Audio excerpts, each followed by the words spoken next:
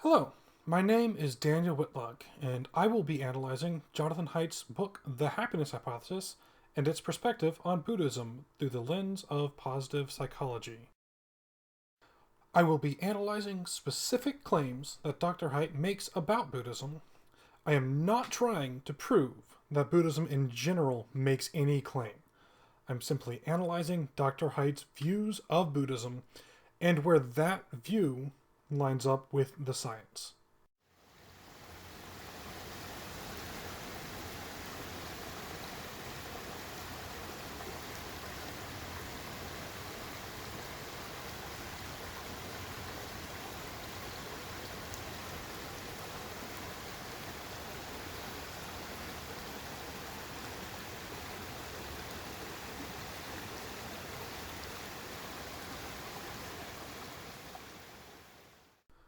The metaphor of one's mind as a rider on an elephant was created by the Buddha. It has been used heavily by Dr. Haidt.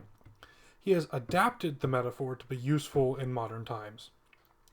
The rider is our conscious reasoning, and the elephant is our subconscious. The rider cannot fully control the elephant. We can attempt to force the elephant to our will.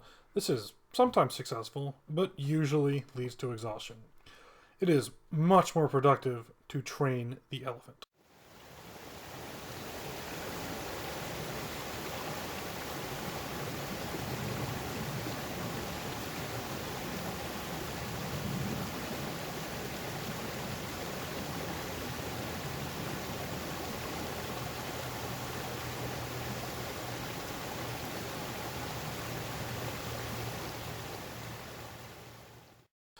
Meditation trains the elephant. There are many different meditation practices, such as vipassana or even simple breath meditation. However, they all share a common non analytical focus. This practice calms our elephants and helps us to guide them more easily.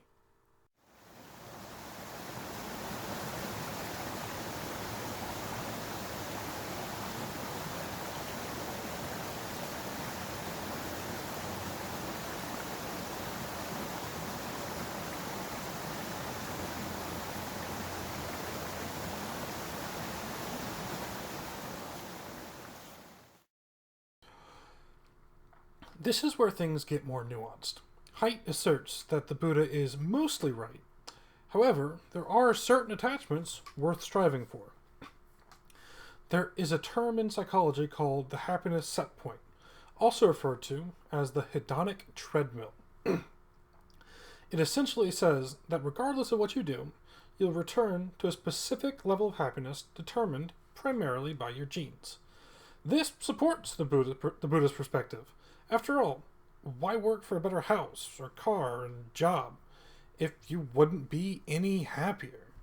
However, Dr. Haidt proposes that this is better seen as a range rather than a point, and there are things you can do to live at the higher end of the range. Dr. Haidt references Seligman's happiness equation. It states your set point, conditions, and voluntary activities all add up to create your enduring happiness. It is simplified to a formula: H equals S plus C plus V. People's happiness set point is difficult to change, but the other variables can be changed much more easily. Most of the time, it's true that striving for different life conditions will not bring lasting happiness. For instance, we usually adapt to better housing, better cars, and more money. However, there are cases where striving for better conditions does promote happiness. For instance, research has shown that people never fully adapt to inconsistent sources of noise. If you live near a busy street, it may be worth moving. In addition, it is worth striving to cultivate relationships in your life. Numerous strong relationships have been shown to be one of the strongest conditions necessary for happiness. Regarding voluntary activities, two principles are paramount: avoid oversaturation and cultivate variety. Think of a song you enjoy. How much would you enjoy it if you listened to it 10 times back to back? This is the principle of oversaturation. Pleasurable activities done to excess lose their value. Make them a treat to get the best happiness bang for your buck. In addition, pleasurable activities must be varied to maintain potency. This is an excellent way to circumvent your happiness set point. After all, if you always change your activities, you won't have a chance to acclimate to them. After analyzing Buddhism through the lens of positive psychology, Dr. Haidt found many of the Buddha's assertions to be supported by the science. Meditation and internal searching will help to support happiness. However, the dismissal of all external factors is premature. I will leave his summary here to stand alone.